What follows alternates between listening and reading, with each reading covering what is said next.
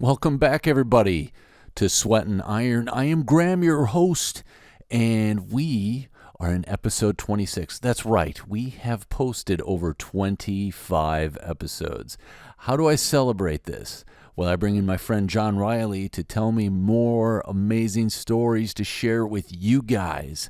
That's right, I talked to John Riley for quite a while in this episode. We discuss a lot of stories that he has to share, plus he gives a lot of insight and tips for working out. So, without further ado, enjoy the show.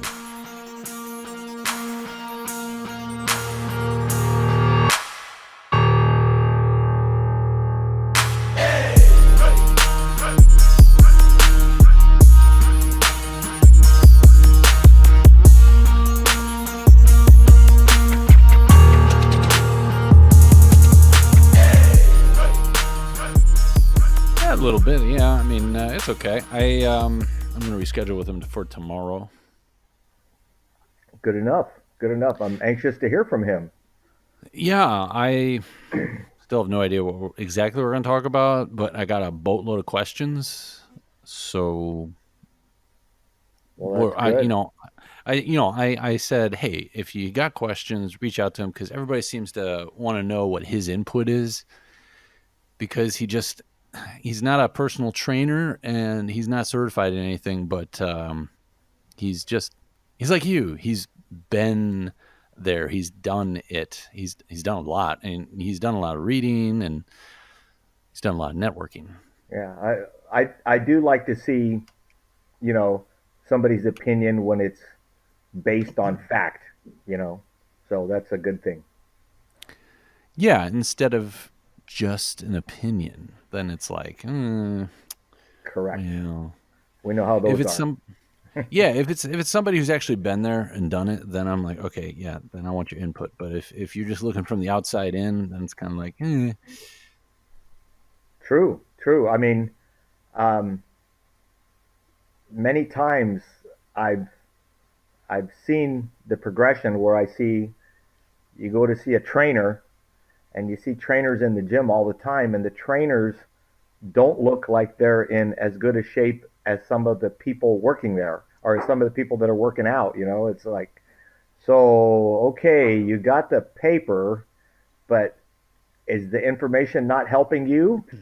yeah, So it's a lot of it's what you do with it. Um, and yeah, you know what? It's been really great to hear everybody's episode so far. Um, uh, Congratulations, you and your staff, hard working. You had 2 episodes coming out per week for a while.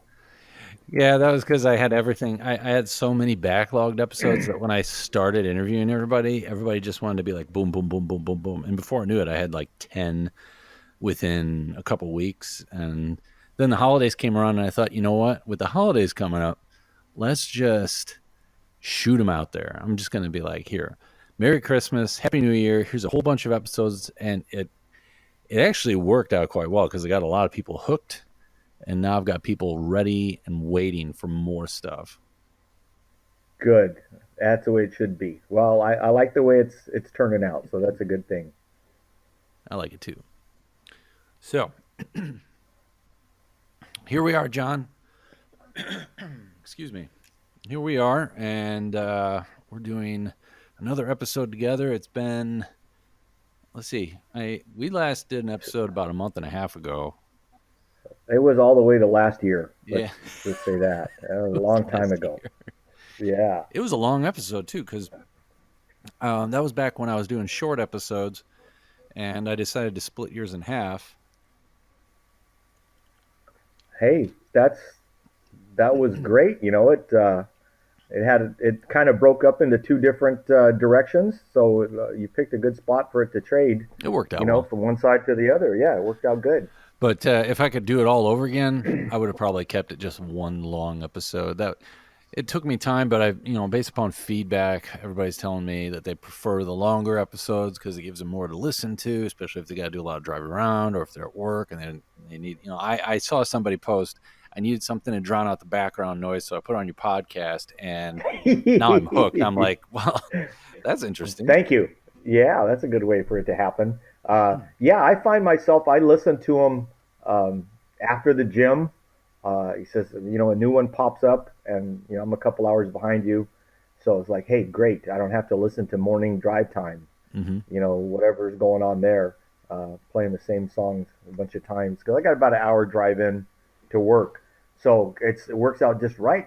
Get there, put the podcast on the way, and uh, beautiful thing. It sometimes makes me a little inspired, makes me feel like I want to turn around and go back to the gym, but save the inspiration for another day. See, that's when I listen to. I listen to when I'm in the car. I can't really do it when I'm at the gym. I just need to stay in the zone. There are some people like James. James said he likes to listen to podcasts when he's doing his cardio because then he could just zone out. I haven't given Yeah, it a try yet, but I guess I could give it a try and see what it's like. yeah. But I I find myself moving to the beat of the music though. that's what I do. I prefer it that way. I put on a nice song that's got a solid beat, nice rhythm, Yep. helps me keep pace with what I'm doing. Yeah, and I mean it can work against you too. Is like I think I told you before. I swim once a week, so um, the whole thing of having personal music while you can swim was pretty new to me. I've been swimming about a year now, and I said, but I've got this opportunity to put this in and put music on it. So the only thing that kind of messed me up was I put a few too many up tempo songs in there. You go too fast. So I need to, and yeah, you go too fast, and then it's like, hey, how deep is this pool? So wait a minute, wait a minute. What do you use when you're in the pool? It's an iPod, but it's not to plug them or anything, but it's Aqua Flood, Audio Flood is the name of the company, and it was like a 2 gigabyte iPod, and it has the little waterproof earbuds that go into your ear. They're kind of conical shaped, and they kind of press in there and put it underneath your swim cap, and Mm-hmm. I got tunes the whole time I'm swimming, Underwater but like audio. yeah, $140 I think it was something like that. Um, but wow, so great. I mean, to not just listen to the sound of your own Darth Vader breathing while you're down there. Waterproof headphones for swimming. Yep, Huh. audio flood, Is it the whole is iPod. it like Yeah. a shuffle? Yes. Okay, I see. Yeah, the old iPod shuffle. My sister had one of those. I don't remember who I was talking to. There was an episode. It might have been James. Could have been anybody, but we were talking about how back in the day we had iPods and I had the Nano and my sister had the Shuffle. I was at college, I got online and I just randomly decided, you know what, I've always wanted an iPod. They're having a special deal on this Nano. Good, I'm gonna buy it. Boom. And it was okay for the first 6 months, but I guess it was because I was in college. I used and abused it, and Yep. it went everywhere and anywhere with me, and I dropped it, and now it keeps popping up around the house, and the kids keep taking it and using it like it's a cell phone. Oh, cool. Yeah. A little entertainment for them. That's Speaking good. of entertainment, that's why you're here. Let's get into some All right. entertaining talk. All right. So we really don't have Okay. any agenda for this conversation. Whereas last time, we were getting to know you. We were getting to know all sorts of stuff from times past to times present.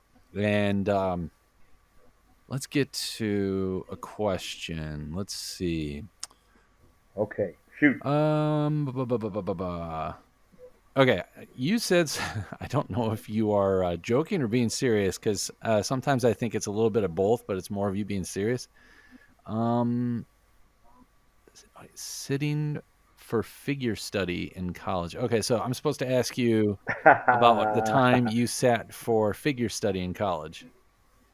Well, I actually didn't. But what happened is I was approached, um, and you're in college, just kind of sitting around between classes, and uh, a girl comes up to me, and I didn't know who she was. She started talking to me real nice, and I'm like, "Hey, this is neat," she's a girl, and she was older and everything, and um, she says, "You should come to class with me." I was like, well, "What kind of class are you talking about?" I don't know.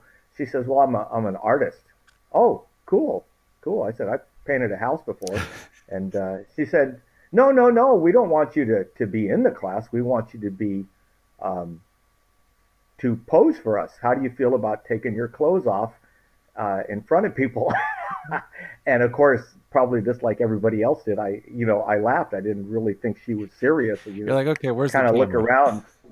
Oh yeah, where's Alan Funt to date myself? Of course, candid camera. It's got to be around here. But no, she was dead serious. It's like no, no, no. It's we'll start off slow. We'll put you in a robe, and then we'll kind of drape it over and your shoulders, and we'll ask you to do things, and eventually we'll ask you to just completely disrobe. And wow, you know, I maybe I don't know, maybe I had little body issues or whatever, but uh, to pick you out of the crowd, you know, to just kind of ask you to do that. I don't know if she watched me walk by or Yeah.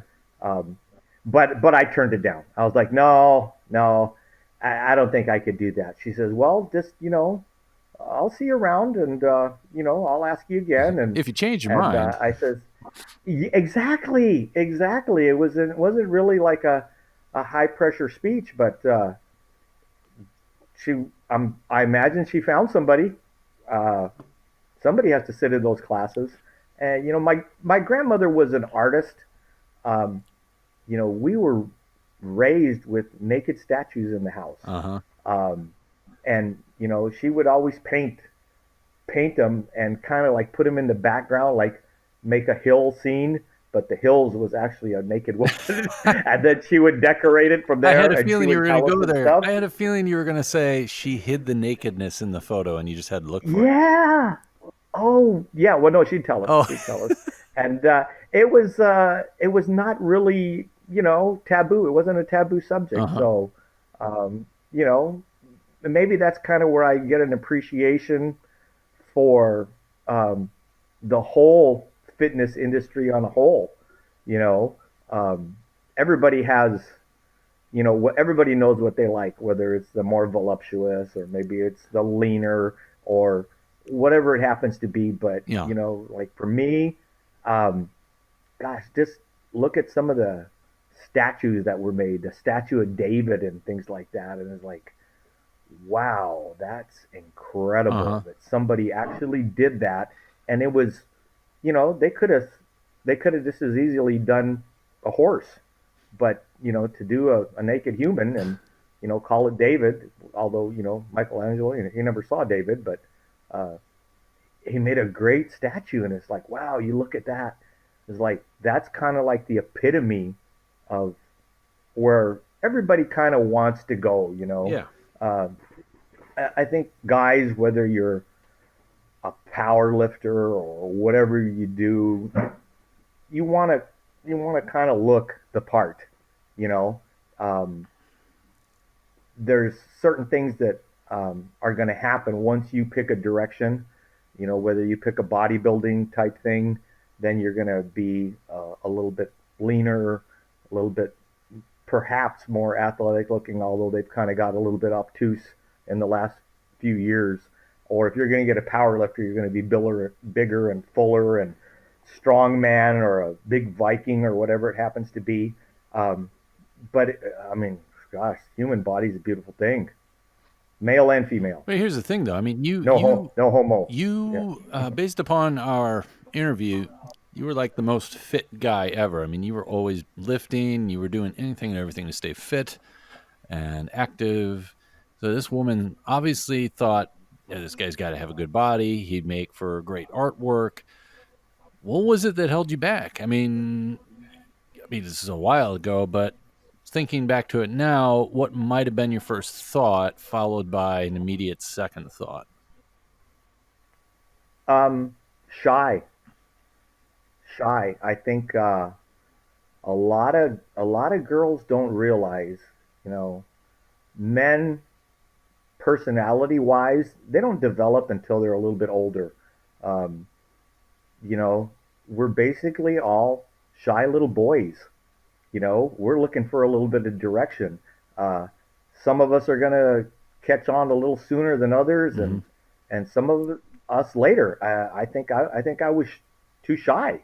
So about this point, you You were know, what, some. about 20, 21? Oh no, I was Oh, you were 18. 18. Oh, okay. Yeah, it was like the first week of college. Oh, and you So, were like, wow, girls are, wow, talking to me. oh yeah, yeah, and you can't go wrong there, And now they right? This, want me to be naked in front of people I don't know and yeah, awkward. like like Ron Burgundy said, that escalated quickly. Yeah, yeah, it did. Hey, you got a nice body. Come pose for us. Okay. By the way, you got to be naked. That's right. That's right. And I mean, I giggled. You Yeah. know, I didn't just fall off the turnip truck. I saw the humor in it at first, and then it was like, oh, you're serious. Oh, maybe it's not so funny anymore. That is, it's a good story. I mean, it goes to show a lot of things, things that even myself wouldn't think about. I would think that a good looking guy would totally be down for it because first thing I'd be thinking of is, well, chances are women will see him naked and then want him even more. And whoa, he's going to get a bunch of numbers. He's going to get laid. And then, but Wow. deep down, I mean, that's just the superficial, like, first thought, you Sure. know? And then you get to know the person and you realize, well, he does have feelings and he is a little bit insecure because this is the first time he's really like out on his own. Yeah. I mean, I didn't. Yeah, I didn't have any, delusions of grandeur or anything like that. So I think that wasn't even in my mindset. My mindset was more like, oh my gosh, why do a bunch of people want to see me naked? Oh man, it's like and and put pencil to paper and actually have a caricature of it. well, at least there wasn't like some sort of pornographic music in the background while she was asking you, you know, like, "Hey, come pose for us." Uh, that's I didn't have my mustache then, so Fast forward a I few didn't years. fit the whole look. Yeah. Oh yeah. Fast forward, I've got it in spades now. That's for Okay, sure. So so you were asked to pose for the art class, and then you said, "Why didn't you guys ask me about my career as a male stripper?" Were you really? well, that was another good story. That one did happen. Oh, So it did, huh? that one did So you happen. were asked to Yeah. be in some artwork. You were a little embarrassed, and then later you're like, you know what? I'm ready to shine. Fast forward 5 years. Bam. Fast forward 5 years. Like I said, everybody's um, level of maturity changes, and um, I kind of alluded to going out to the nightclub scene, and what had happened is there was a place in the Phoenix area, Metro Phoenix area, uh, was it was following suit with the whole urban cowboy thing. I don't know if you guys are old enough to remember John that. Travolta. John Travolta, Deborah Winger, filmed in Billy Bob's, the hugest bar in Texas. So basically, Phoenix says, "Hey, we're making we're gonna make us a big bar." And actually, Buck Owens, that used to be part of Hee Haw, was part owner. And it started off as just country, and then they saw that hey, we're gonna have country half the week, and then we're gonna go to a little bit more uh, '80s music, which was popular at the time since it was the '80s. Um, uh, and so that's where we would do. We would go, and they would have a ladies' night, and the ladies' night would amount to there was a big part of it that was closed off by a curtain. So they had male strippers in there. They had the women could come in and drink for 25 cents, um, wine, well, and draft. So I guess once the girls got lubricated, about 9 o'clock, they would open the gates up and let the rest of the mongrel herd in. Uh huh.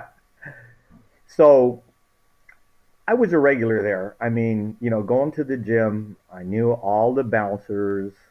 Um, it was like you'd see them at the gym. What are you doing? I'm getting my street pump. Oh yeah, you got to get your pump before you go to the bar. so, um, so I had some friends. I actually met a really good friend of mine there. um, that we just started hanging out, guys, and they were having an amateur contest. Hey, look, one of the guys approached us. Well, he was the guy that ran the strippers. He says, "We're having an amateur contest, and we need some guys to be in it." And it says, we've been watching you guys. We know you know how to dance and everything like that. And that was my main thing. I used to go. I used to dance. Oh, it was cardio all Oh night yeah. long. Not much of a drinker. Um, since it was kind of half country, half um, not country. Uh, Big place had the punching bag where you would hit it, and it would register how Oh hard you sure. hit. So had all the testosterone was going on there. Um, Another funny story about that one too. I'll come back to. But so they asked us if we wanted to. I was like, well, I don't know. And we talked about it. And let's do it. You know what?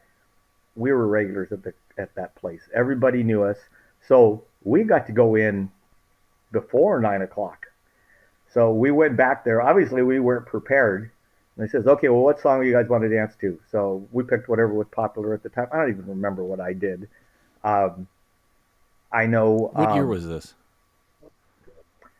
19, Because you said nineteen Urban Cowboy. eighty 83. Yeah, 83. And what was the name of the bar? Do you remember the name of Eight, the bar? yes, Grams Central Station. I should have right up your alley. Grams No Central way. Station. Graham Central Station. Wasn't that a Yes, band? it might have been, Because I but used to at this clinic I used to work for. This doctor would always call me Graham Central Station every time I came in to the room. He would say Graham Central Station. I'm like, why do you keep calling me that? And he's like, look it up. It that's was funny. I didn't even think about that. it That's was funny. like Earth, Wind, and Fire group type thing back then. Let's see, Oh, it's probably 1974. yeah. It was probably yeah. That was probably Larry Graham was the That's lead him. singer. Yeah, he did One in a Million You. Whoa, yeah, little skinny guy with a huge deep voice. So Oh, check this out. Graham Central Station Bar, Pflugerville, Texas. Is that same place? mm, no, no, this one was Phoenix. Let's see Phoenix, if I can Arizona. Google it. Oh, it's gonna come up. It'll pop up. It was there for a long time. Uh, they had taken over like a Woolworth or something like that. Is where Oh, they there's an made it. article Or here saying, uh, let's see, Roger Gearhart. Does that name ring a bell? 30 years of operation. Final closes. mm, 2012. Country and Western greats like yeah, Red-Headed that Stranger or sounds The about Men in right. Black taking the stage at Graham Central Station will soon all be left behind, left at the Landmark Social Club as it shuts down after 30 years of existence. So you're here and you go to this amateur hour See, and you just figure everybody knows us here. We come here quite frequently. What do we have to lose? If anything, people just be cheering us on because they know who we are.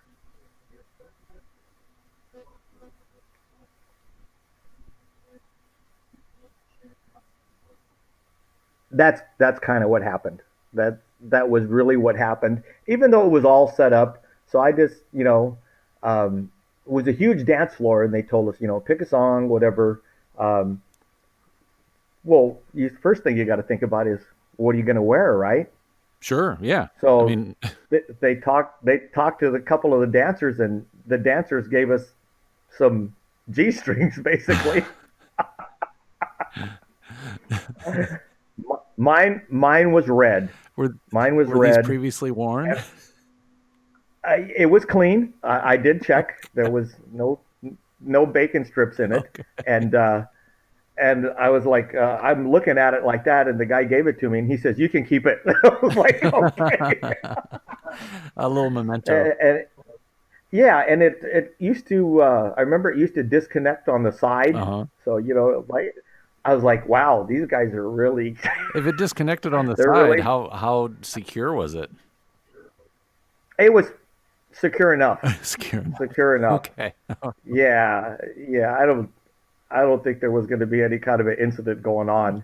But and they said, okay, now we want to make sure that you guys, cover the whole dance floor, and it's like, okay, crap, this is a big dance I was floor. just about to I ask, how finally big get it was all that to. dance floor? Oh, it was huge. It was really huge, and I'm thinking, I finally get the whole dance floor to myself. There we go. Nice. So I did, I did my little dance around, and I'm trying to think, how the heck am I going to do it? I'm not going to wear my dress shoes and my socks with this red G-string, so I just did it barefoot and danced around. And some of the girls I saw afterward, they were like, "Oh gosh, we could tell it was you by the way you were dancing from the other side of the bar."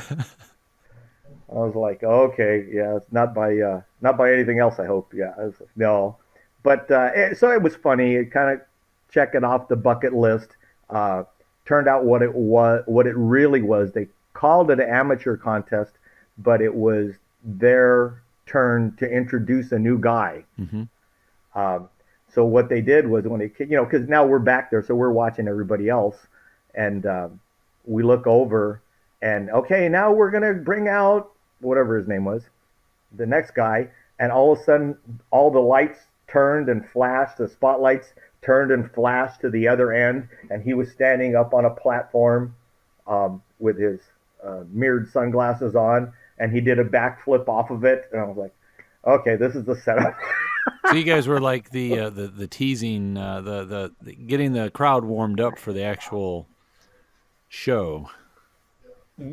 Oh yeah, oh yeah, which was him. So That did was anybody their win? way to introduce him. Well, he won. That was the whole plan. Oh, It was the so it setup. wasn't a contest at Yeah, all. he not really. It was predetermined. It was kind of like a wrestling match. We were we were the schmoes, Oh, I get it. but it was fun. It was fun. Made a lot of met a lot of people, and Made a great something to story. talk about. Check off the bucket list. Yeah, and like I said, I used to frequent that place all the time, so um, I knew a lot of people. I knew the bouncers. I knew everybody. Um, like I said, the even you'd meet people. If you're good with people, you're going to meet them everywhere.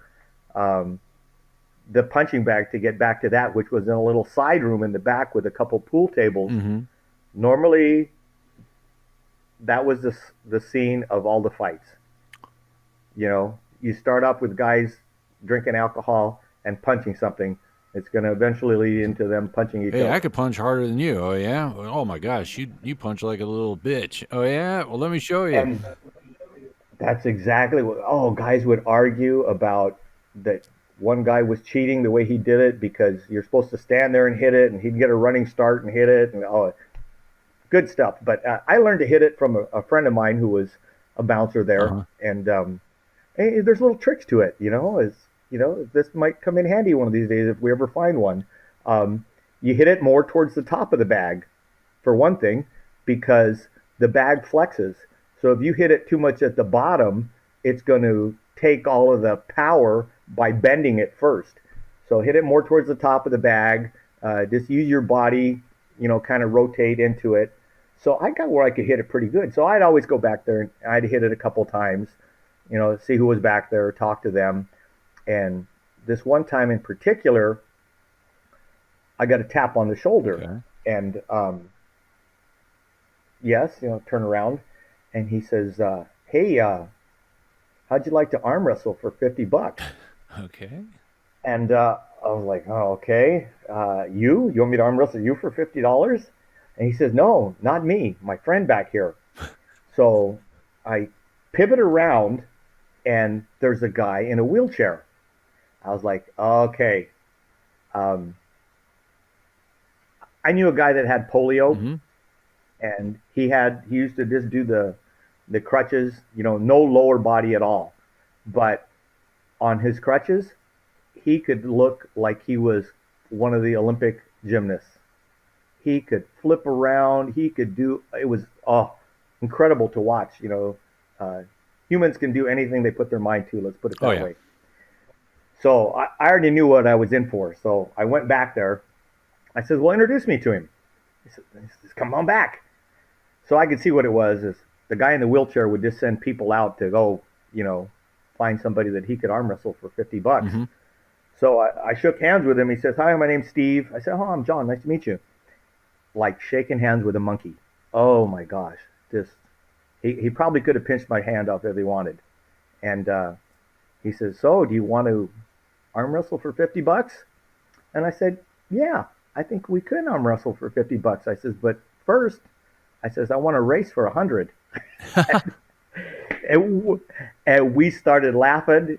Um, he laughed, I laughed, everything like that, and we became good friends. And I'd see him there about once a month. Same Uh-huh. routine. He'd have his buddy go up, pick out somebody that was hitting the bag really big, take them over to the table, break their arm off, and hand it back to them. So um, that's that was Graham Central Station. It was the club scene. You could you could find a fight or a friend depending on which way you wanted to That is go. a fun story. Yeah, I always wonder. I've seen a couple people. Now I don't actually know them by name, but you'll see guys that compete in bodybuilding events, obviously, and just from the waist up, they are just completely like a specimen. Mm-hmm. From the waist down, they don't have anything. Mm-hmm. So it's like they train half a body. They're a light bulb. Um, you know, um, I think when I got into fitness, there was a lot of um, step back for a second. I also was a reserve fireman. Mm-hmm. So I had that mentality that one day being in good shape could save your life. You know, if something happens, if you have to do something, the fight or flight thing, you want to be able to react. You want your body to have the endurance, the muscular endurance to, drag hose or whatever it happens to be. So when I started doing that, I was like, man, I'm going to train my whole body. You know, that even to this day, I still do, and you're probably the same way. You probably go and see guys that go to the gym and they won't work their legs to save their Oh life. no, I see some guys. I go in there and I never see them doing leg day. Now it could be that maybe they're doing a leg day on a rest day that I have because I don't live at the gym every day. I go. I was going 5 days a week. I'm doing four. Occasionally, I'm thinking about going back to five, but right now Uh I'm huh. very comfy with four. But I do see these guys that's all they do is they just do upper body. They do arms. They do a lot of arms. Yeah, yeah. Isn't it funny that people don't realize that you know you're doing your arms, but you're also working your arms when you work your chest and you work your back. So um, they're kind of working them twice. Mm-hmm. It's like when you can always tell the people that just start out at the gym. First thing they'll do is they'll look around, they'll go over to a bar or some dumbbells, and they'll start doing curls. It's like, okay, Mm-hmm. it must be New Year's resolution time. You're probably Pretty like much. me, and I've seen a lot of my neighbors that I haven't seen since last year at this time. Yeah, I see some guys I've never seen before at the gym that have shown up, and I'm they look like they work out. At least their upper body does. And there was this one guy at the gym the other day that I just saw him, and he looks like he's stuck in 1988, 1991, somewhere between there. Looks like he just came out of a Guns N' Roses concert. Nice. And Probably got some good shirts.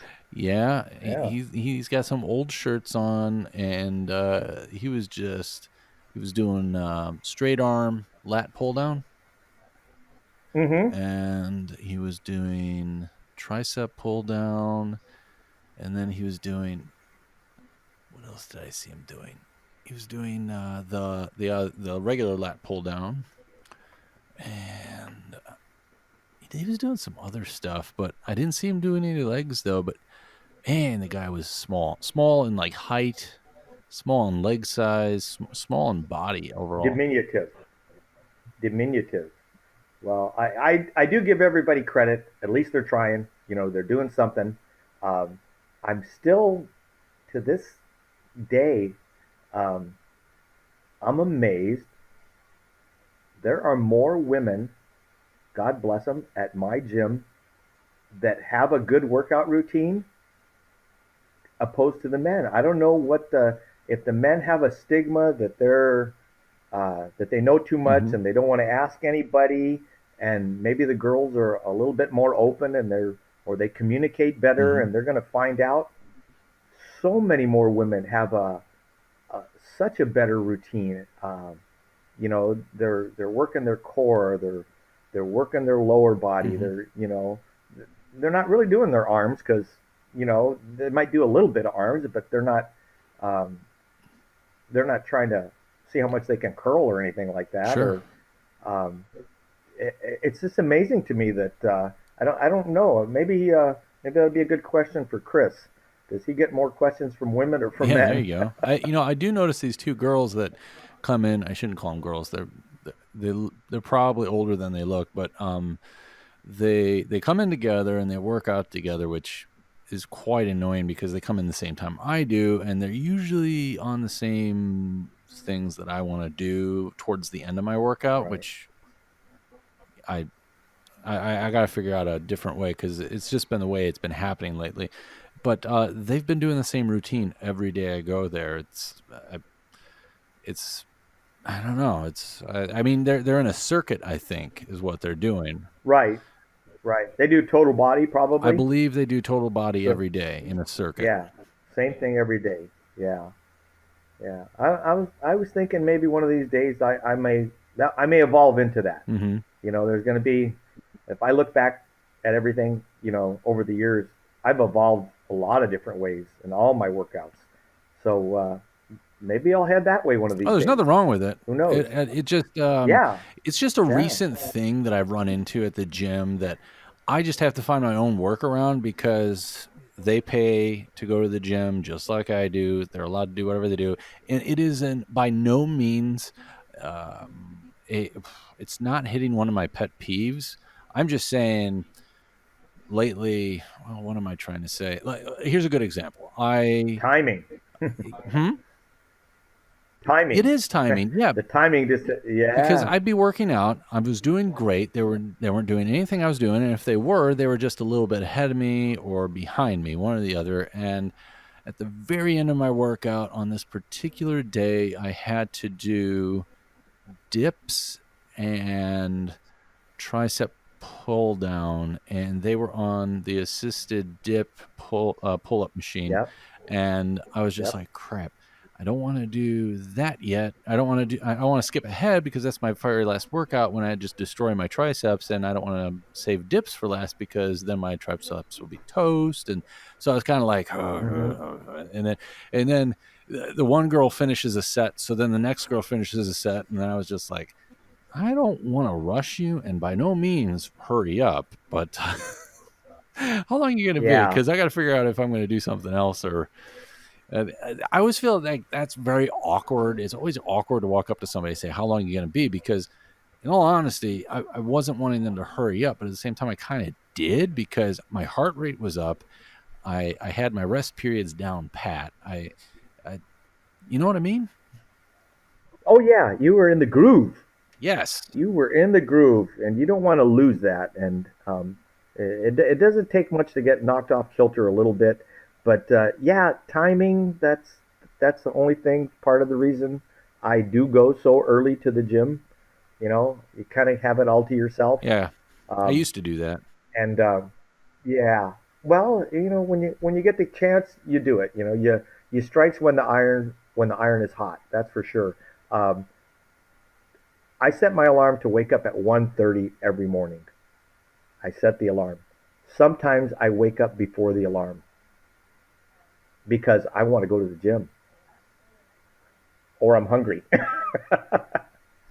So, you strike when the iron's hot, that's for sure.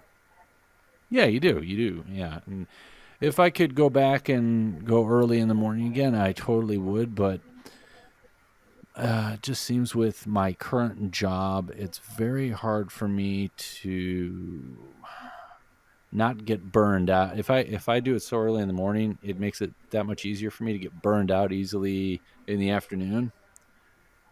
Yeah. and I'm just Yeah. right. Maybe one day, but right now, not right now. But yeah, trying to get the timing in the afternoon. It's just one of those annoying things that you just could be like, cross your fingers, and then if it happens, then what I've been doing more recently is just when I show up, I assess what everybody's doing. I'll be like, all right, today is this for me.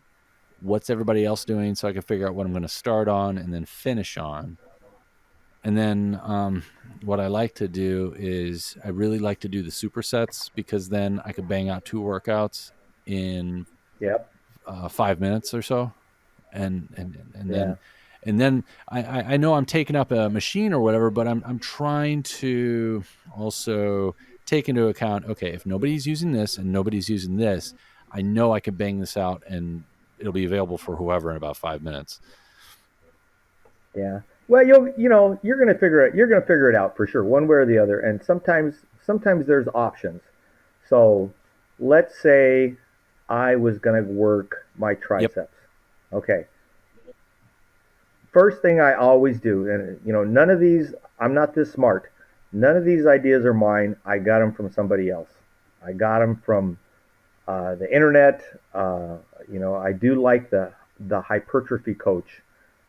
Man, he's great. I really can't push him enough. Mm-hmm. Um, and a lot of the things when I'm working my triceps, um, it's humerus position. So the upper arm bone. Um, so I like to start off with the humerus above my head. So when the humerus is pointed straight up like that, um, your muscle is elongated. So what I'm going to do, I'm going to work everything above my head. So I might sit down on Uh-huh. the bench, uh, get a Uh-huh. dumbbell, and do some this dumbbell raises. Do some with my elbows facing to the front. Do some with my elbows facing to the side. But the whole time, my um, elbow is pointed up. So my next thing that I'm going to do is I'm going to do something where my elbow is perpendicular to my body. So it was above my head, now it's straight out in front of me. So I'm going to do something like close grip bench presses. Same thing. I'm going to do it with my elbows close into me. I'm going to do some with my elbows out, doing them like that. Then I'm going to progress into some kind of a push down. Mm-hmm. That push Mm-hmm. down, cables, whatever it happens to be, since you don't want to stand on your head and do it with a bar. So, I mean, you have a few options in there, but I'm trying to work towards my peak. If you want to think about it, think where my peak is. Where's my peak if I'm working triceps? So flex your arm, make your arm straight up and down, Mm-hmm. flex it. Now try and move it behind you. Move your fist behind you. As you move your fist behind you, you're going to feel your tricep contract. The most contraction you're going to get on it is when it's behind you, when your humerus is Mm-hmm. behind you. So, conversely, when I'm going to do my biceps, I'm going to do the same thing based on my humerus. I'm going to start off with my arm behind me, my humerus behind me, and I'm going to do a curl that way. Then I'm going to do some kind of like a preacher curl where it's more in front of me. And then when I finish off for a peak, I'm going to do like just like you're making a muscle. If somebody tells you, hey, make a muscle, you're going to stand there and you're going to do an Arnold Schwarzenegger. Mm-hmm. Same thing. You make that muscle like that. Pick your elbow up. Now take your elbow up over your head while you're making the muscle. You're going to feel your bicep contract. And I really like to do that. You can do it the other direction too. So you actually do curls like Biceps, that? triceps. Yes, yes. And you'll see guys do them. You'll go up to the cable machine, and there's a cable that's set high. So you're basically reaching up. So now your elbows are facing Uh-huh. up. Pull the pull your hands towards your Uh-huh. head. Now you're making a muscle. Making a muscle. Oh. Now pick your elbows up at the end. Pick your elbows up at the end, and that's going to be your peak contraction. And there's other things you can do in there too. You can mix in some resistance bands. Awesome. When you go to do your contractions, awesome for contractions because the harder you pull them, the further that stretch gets, the harder they are to pull. So you're basically working that peak. There's other things involved. the supination of the hand, whether you're pronating it, supinating it, and I'll throw those in there Uh-huh. too. Um, I'll mix in, um, basically you've got the three levels of strength. The eccentric, the concentric, and the Mm-hmm. static. Um, for example, if you're doing curls, um, and the first thing that's going to get tired of you is picking the bar up. When you can't pick the bar up anymore, if somebody were to pick it up for you, you could let it down slow, and they would. So that would be basically kind of be a negative. They're not pushing on it. And then the last level of strength is your static, where you could just hold it. You just kind of lock your arms in and hold it.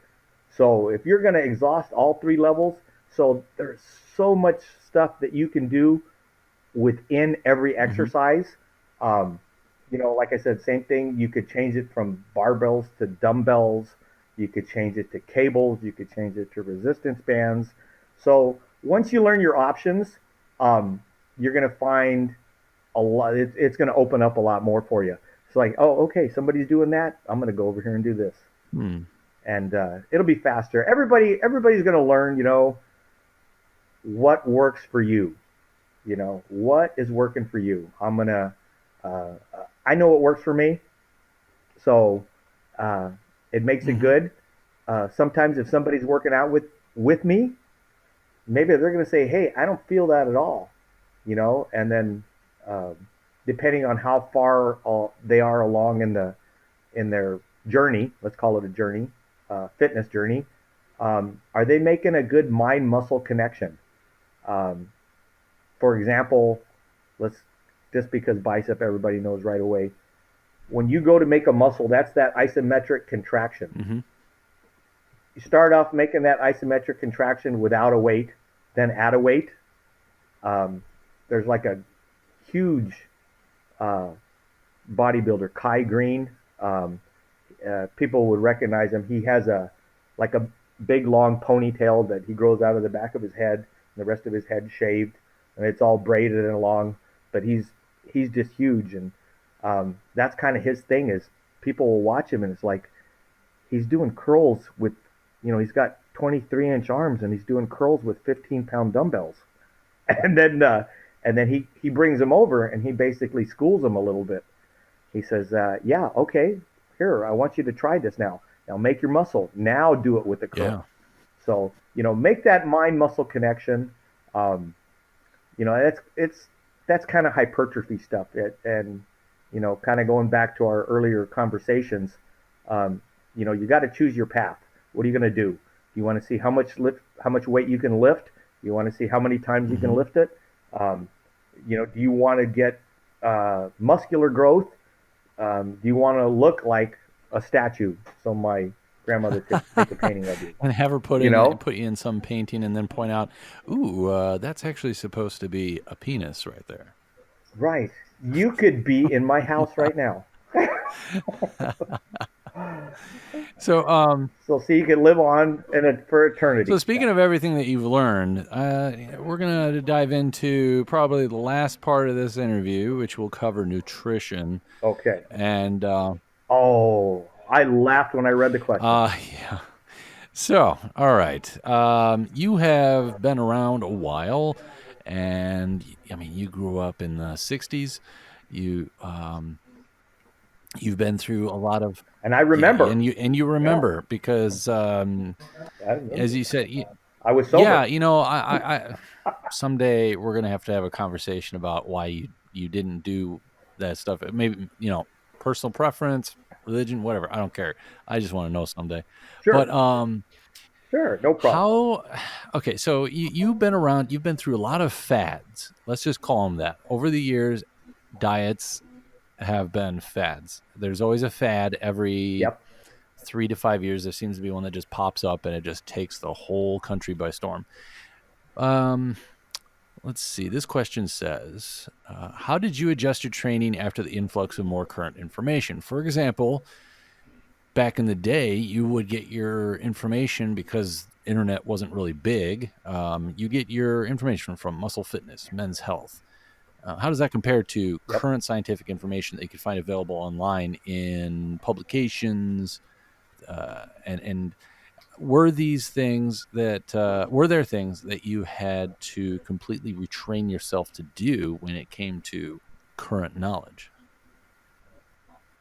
And I think that was Ashley's question. It was what a great question because 100% correct. There's no way a publication from back in the day with still photos could compete with what you can find on the internet. Um, I mentioned some of the people that I look at now. I look at the hypertrophy coach. I look at Jeff Nippard. Um, there's a couple of them, and a lot of the science based things they have the background on, kind of like Chris does. They're going to sit there and going to tell you, hey, this study did this, this, and this. Back in the day, we did just follow Mm-hmm. along. Now you made some bad habits. You know, there was guys that used to swing the dumbbells and things like that, and whatever it happened to be. Um, Now we're humans. We have the ability to Yes. learn. So let's take all of those sources. Find somebody you like on the internet. I'm telling you, it's a big place out there. YouTube has they'll go through all their workouts. You don't have to copy the workouts verbatim. You know, look at some of the form that they're using. Um, you know, I was thinking about this today, knowing I was going to do this Mm-hmm. interview, and I was like, I still don't think I've done the perfect set. You know, I don't think I've done the perfect set where my timing is right, that it's my either my descent is nice and slow, or I do a partial rep, or Yeah. uh, I, I would really emphasize to people um, get the most out of your sets.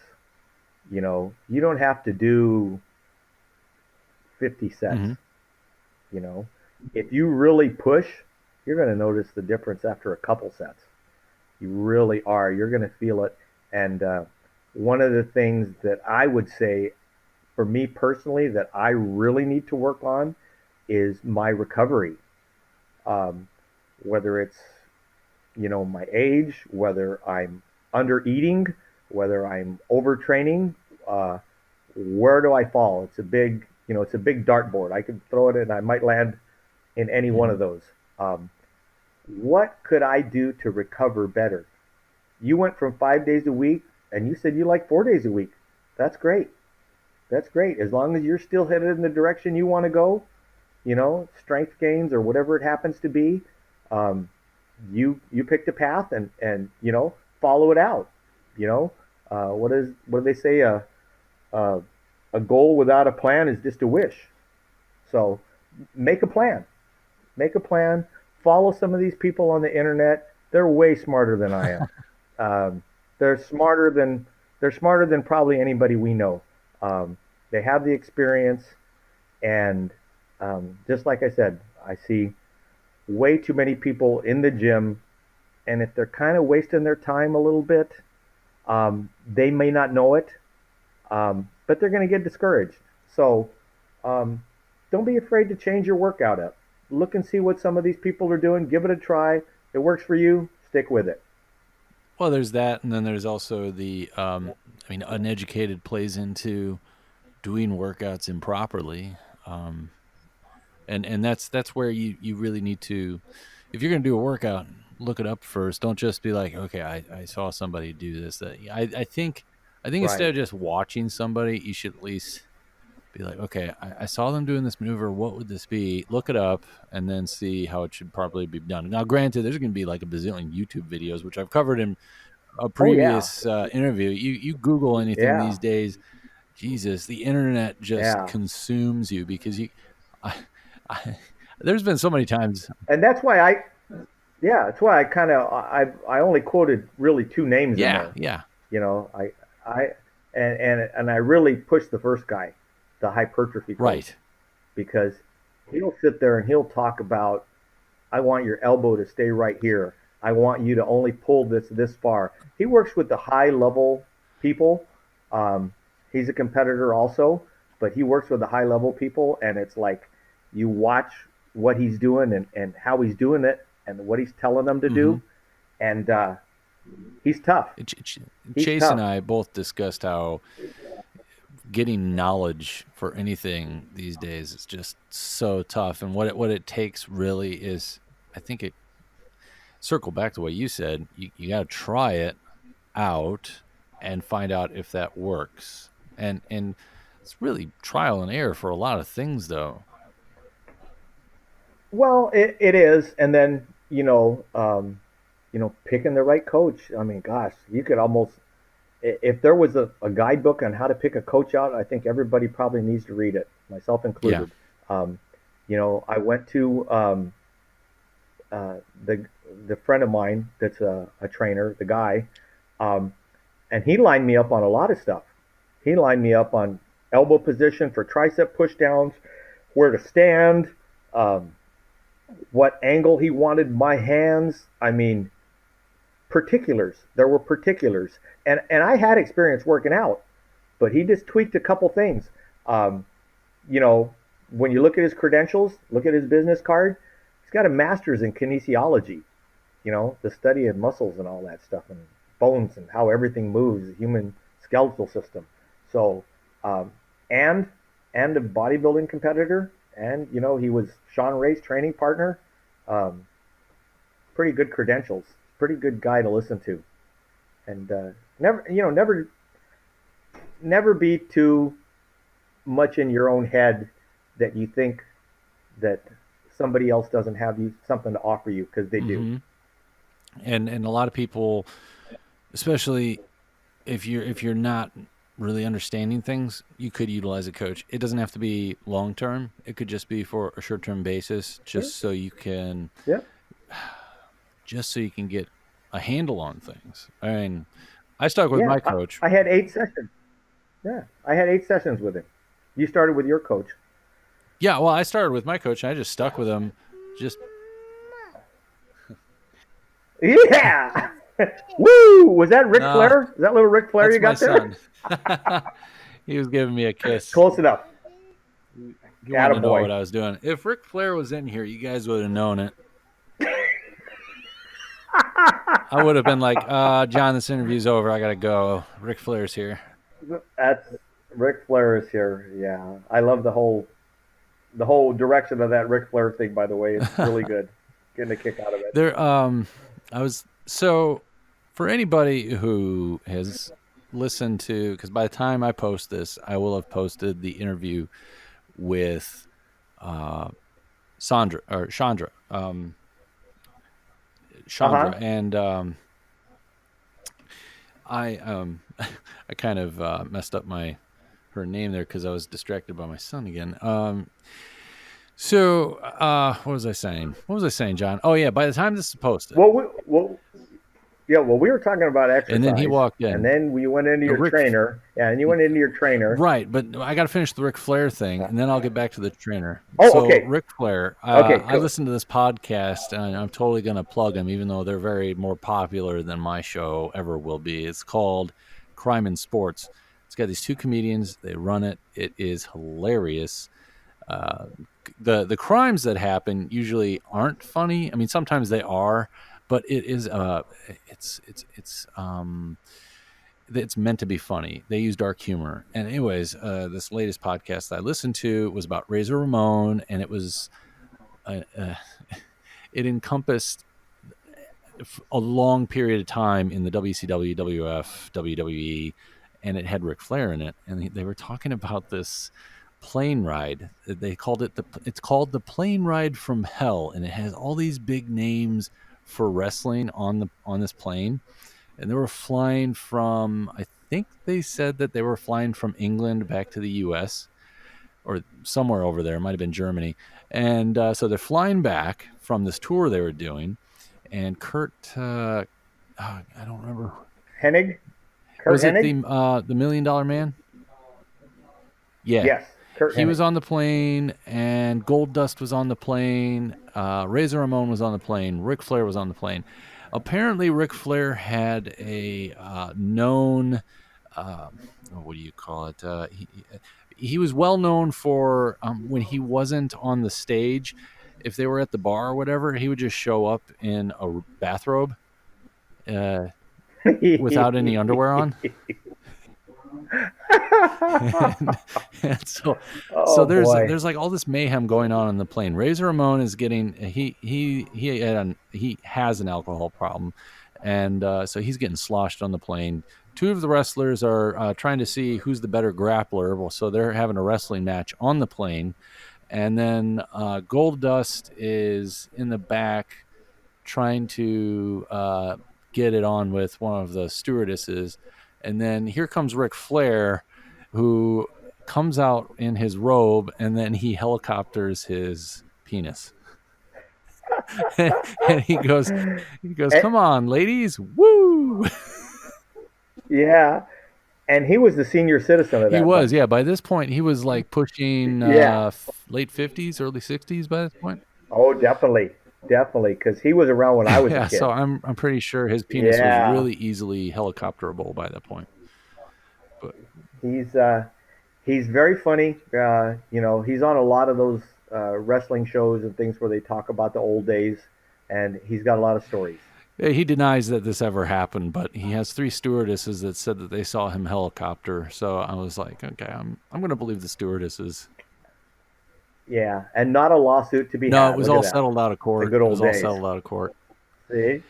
Yeah. But getting back to the now that I've told that funny story, we talked about seriousness for like 40 minutes, and then we're talking about helicoptering. Anyways, so back to trainers. I had my trainer. I could have really stuck with him for about 6 months. The thing was though, with my trainer, I became like amazing friends with my trainer. We're not necessarily best friends, but I mean, I don't know. There was like this. We built Hey, this amazing hey, they're relationship. people too. Yeah, they're people too. I mean, look at Emily. I listened to her work or her podcast, and she said she became friends with her Yeah, trainer. You know, yeah. I mean, and why not? I, Why not? sorry, Matt, and you already know this, Matt, but I stuck with you because I thought if I stopped seeing you, that you'd stop making money. So I stayed with you. I kept, does that Hey, mean that I paid him to be my friend? I don't know. yeah, prostitute, pandering. You guys are Did linked you right hear there that, Matt? somehow. You are a male prostitute. That's right. He's probably sitting over there going, Uh, "Oh dear God, Graham, why are you talking about?" that's Because right. now everybody all over the world is listening to this and they want to meet Matt now. And now I'm never going to. Oh, absolutely. I keep trying to get him to come back on Pimping for ain't another easy. interview. I don't think he will now. Oh gosh, 'cause now we got more questions. See, Well, we got a little backstory. The questions are going to I don't flow. think I don't think that any of his stories could compare to yours. So Oh, that's a I bet challenge right there. everybody's everybody's got one. We were talking about the workouts and the way they evolved, and then I think there was another question on there about diet, and that was the one that made me laugh because as I think back, you know, Yeah. uh, they said, oh, there was an article about going low carb, and I mean, they went into details. Go down to the drugstore, get the ketosis sticks, eat these things, not these things. I was like, oh my gosh. Now you look back now, that was keto. That was keto. It, Oh it really yeah. was. And yeah, and if you look in between that time span, between 40 years ago and now, there was the South Beach diet, there was the Hollywood diet, and they were all little derivatives of that. Yes, I've talked They were about this all before with similar. it might have been on the show, it might have been outside the podcast, but I have talked with so many people that a lot of these fad diets are just a previous diet with Yep, something just a a little spin. changed. Could be a word, could be a name, Yeah, could be anything, could be oh yeah, you cut out the fat, but you could up your carbs by this much. I don't know, something silly. right. Yeah, yeah. I mean, I mentioned that if you put a fad name on it, whatever it happens to be, whether you're measuring your food in little portions and only eating this much protein, this much whatever, you know, um, gosh, I should come up with one where you weigh all your food. Okay, you're allowed to eat 2 pounds of food. Now, when you take a crap, you have to weigh that. and that's how much you weigh. You ate 2 pounds and you crapped a pound out, so you gained a pound. So next tomorrow you can only eat a pound. I was like, somebody would fall for it. They would fall for it in a minute. So Mm-hmm. be careful with your money. People are more than willing to take it. Yes, totally. Yeah, I mean the guys, because I used to know guys that competed, back in the late '70s, early '80s, and they would start having conversations, among themselves, and it always kind of alluded. So, what are you doing? Or, oh, I'm cutting. What are you doing? Oh, I'm bulking. Well, what are you doing for cutting? I says, I'm on the cat food diet. The cat food diet? Yeah, yeah. You're eating cat food? No, no, no. Just can of tuna and water. Oh man, I can't stand the cat food diet. I'm on the shit like a shark diet. I just eat meat and water. Oh, that's awesome. Oh, have you tried just steak and eggs? I did that one. I did that one. Steak and eggs for about 2 months. Breakfast, lunch, and dinner. New York steak and 2 eggs and a protein And a shake. protein shake. Man, yeah, can you imagine that? Just think about it. Good thing I had a young Oh metabolism. yeah. Oh my gosh. Yeah, I mean, did it make too much difference? Probably not. Uh, if if like I said before, if I knew now, or if I knew then what I know now, uh, gosh, things would be a lot different. Uh, I forget the famous quote that somebody uses. It's quoted to that anonymous guy. That's how The famous it anonymous is. guy. That Oh, anonymous he pops person. up everywhere. It's he's all over. He's second only to that Murphy's Law guy. Um, I want to meet Mr. Anonymous. it's anonymous. Yeah, we'll send you up. He lives over there. Anyways, the quote is, "My version of hell would be meeting the man I might have become." And man, that's a deep quote when you're a guy that has goals and some kind of drive. You're not Well, it just says a lot. going through life piddling around. Man, that's heavy. Like, wow, and that's true. It's true about everything. If I would have known that I could have gotten this job when I was trying for that job or something Hmm. like that, or uh, Could have been horrible. if I would have known, it could have been horrible. Or if Could have you been if you would have horrible. stayed Could have been obsessed with great. going to the gym every day, your life could have fallen apart just as easily. Right. If maybe I didn't get on that dirt bike where my friend told me, "Hey, you're gonna love it. There's no And then you rules," broke a hip. and broke my Yeah. collarbone. Maybe I didn't go water skiing that day where it was so rough that I separated my shoulder. Oh yeah. So a lot of things could happen for sure. A lot of things can happen. And one of those things that I hope happens again is that we do another interview, because I believe this one has come to an end, my friend. I have to get some gym time in, and then I have. Would you believe it? I have another interview to do later. Good. That's keep them coming. Like I said, I'm all caught up. So I need a couple more coming out. Do you need to get sick again so you can stay home and put out a couple? You and your crew. You and your crew put out No, a couple. we had enough sick time over the holidays. I That was 3 weeks of horribleness. I never want to have it again. Right. But the kiddies are okay now, right? Garrett got sick again because he went back to he went to daycare for a day, and sure enough, about 4 or 5 days later, drippy nose, coughing. Yeah. Well, it's that time of year for It sure. is. So Watch out for um, that flu. I, I hope. Yeah, it's circling around out there, but I don't think it wants any of this old buzzard, so that's okay. Yeah, just remember, hey, your kids. Nobody's ever going to bring you more joy than your kids, man. Just to see the smile on their face, watch them light up, and then think about it. Don't forget about your parents because you were Oh their yeah. kid. Well, my parents always just tell me. They So used to tell me you're going to get it back in spades, and it's happening. they weren't lying. They But weren't lying. You guys are way we still outnumbered. have many more There's years to two go of them, too. and yeah. Oh, the fun hijinks and shenanigans. It's I just can't wait. beginning. Just beginning. All right, John, thanks again for coming out and talking to me. As always, you are the master storyteller because you have so much to share, and I love talking to you about everything. And you That's a always good thing. have such an amazing outlook on everything, great input, and thank you. You're very welcome. I appreciate it. I love coming on.